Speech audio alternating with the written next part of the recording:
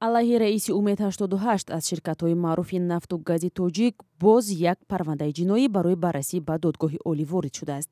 Ин бор додситонӣ ба Раҷабалӣ Одинаев айб мондааст, ки қарзҳои бонкиро сари вақт барнагардонидааст.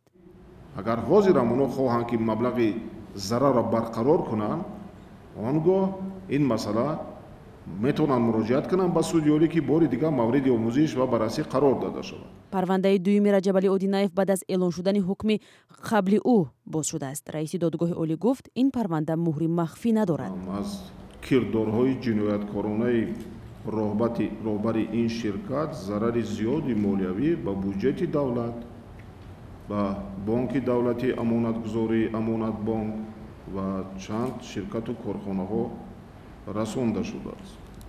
Раҷабалӣ Одинаев моҳи октябри соли 2017 боздошт шуд. ӯ ба напардохтани 171 миллион сомоние ки соли 2015 вазорати молия ба ӯ қарз дод айбдор мешуд. моҳи октябри соли 2018 бо ҳамин айб ӯро додгоҳ ба муҳлати 24 сол зиндонӣ кард.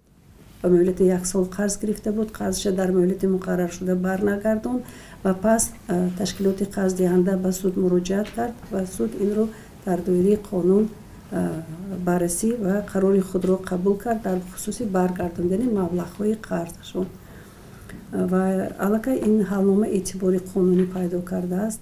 хешовандони раиси маҳкум ҳангоми баррасии парвандаи аввал мегуфтанд, дар сурати ба озодӣ баромадани ӯ имкони бозгардонии қарзҳои давлат вуҷуд дорад. суди олӣ дар як нишасти хабарӣ гуфт, чунин пешниҳодро аз ақрабои Раҷабалӣ Одинаев нагирифтанд.